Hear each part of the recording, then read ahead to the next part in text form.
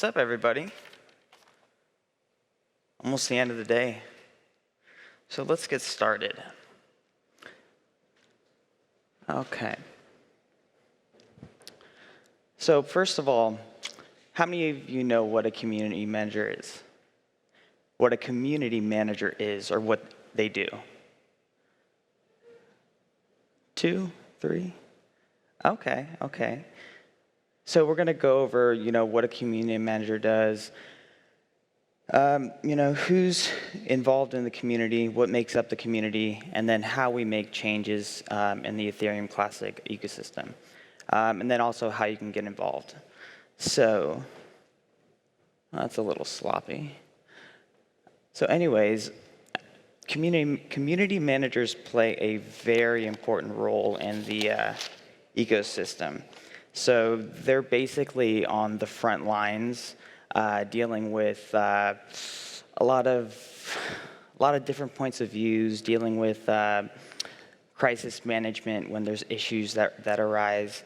As you can see on the slide, there's a lot of different discussions that you got to set up, a lot of different content you got to set up, blog posts, Twitter posts, you name it. So what I said right there was basically we're on the front lines.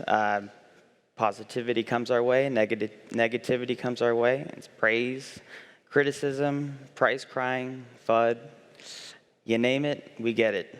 So that's one of the harder parts of being a community manager, for sure. So who's part of the Ethereum Classic community? So we don't have a leader. There is no leader in Ethereum Classic. We don't have a quote-unquote dear leader. Everybody's on the same playing field. So it's very similar to the way Bitcoin's set up. As you know, Satoshi Nakamoto is this pseudo-anonymous person. Nobody knows what it is. And so they have no leader. Essentially, everybody's their own leader. So that's the same principle, I think, that applies in Ethereum Classic for sure. So, everybody is an individual, and those individuals are community members. And those individuals can organize themselves into groups like IOHK or ETC Dev or Commonwealth or ETC Labs or even a lot of independent volunteers. So one of the things that makes this sort of dynamic so great is if one of these groups were to disappear, or if one of these individuals were to disappear, it really wouldn't make a difference in the ecosystem because we don't depend on a single entity for the ecosystem to operate. So Ethereum Classic would still exist.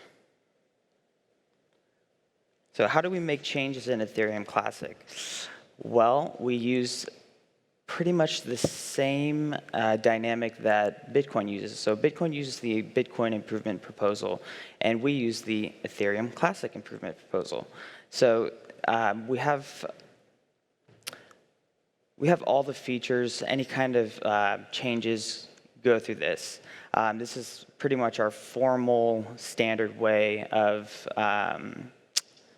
making changes to the ecosystem. So, somebody would propose one of these, and then it would be up for review, and then whether or not the community decides it's a good thing, a bad thing, it takes time. It would be approved or not approved, and yeah. So to cover more on the ETC improvement proposals, there's three types of proposals. So we have standard track, which affects the actual implementation. So let's say that would be a protocol level change. So you would definitely need all the clients to upgrade. So like the parity client, the Geth client, those to upgrade for sure.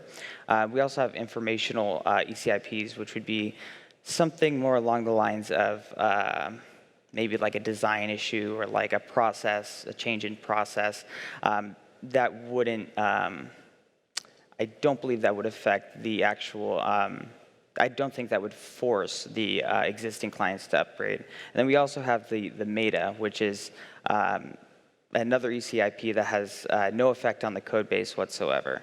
So something like changes to procedures, changes to decision making. As you can see, here's a little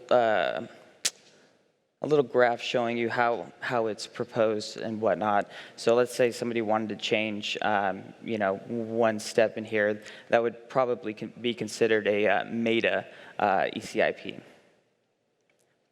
So we've had some successful ECIPs. So let's go to the ones that we have coming up. So we have ECIP 1045, which is to add the Byzantium and the Constantinople hard forks from Ethereum network into the ETC network.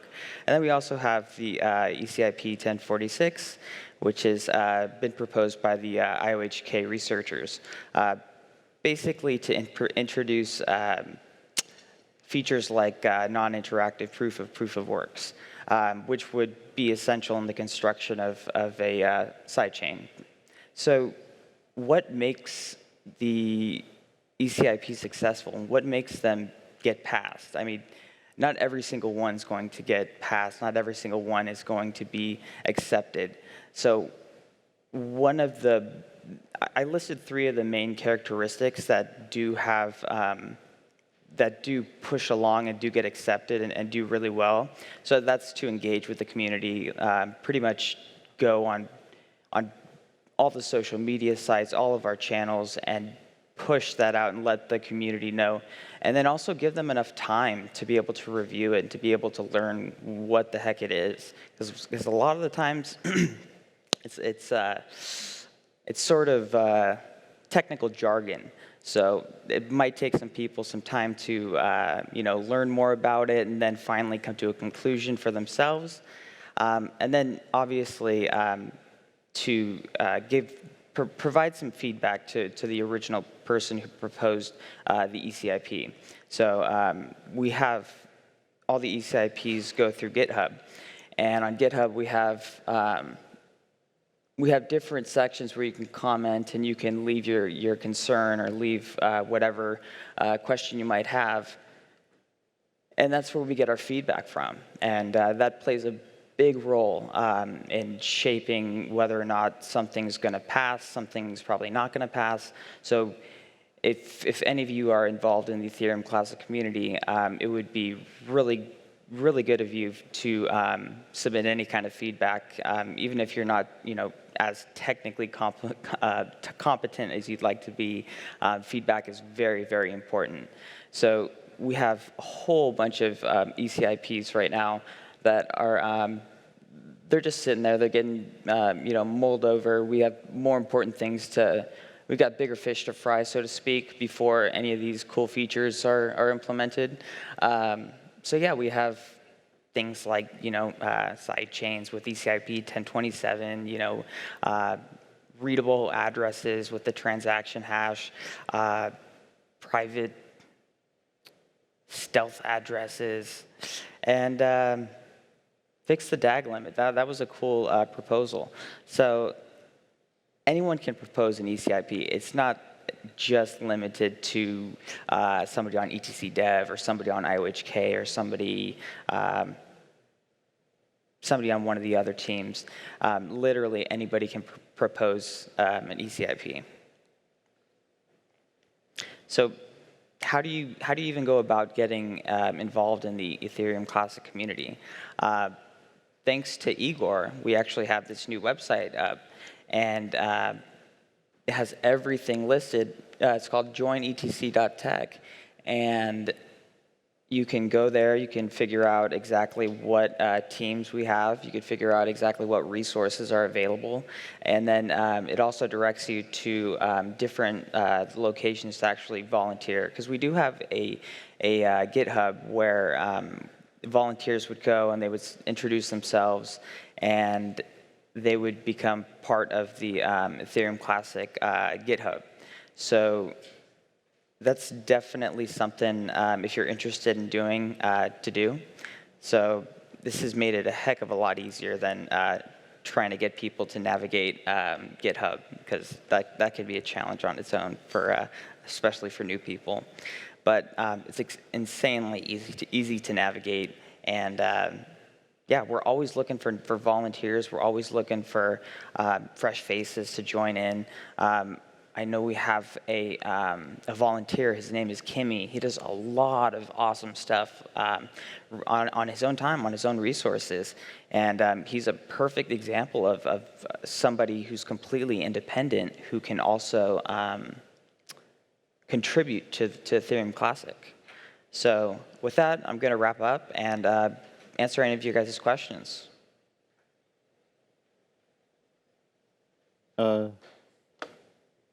Any questions? Okay, thank you very much, Kevin.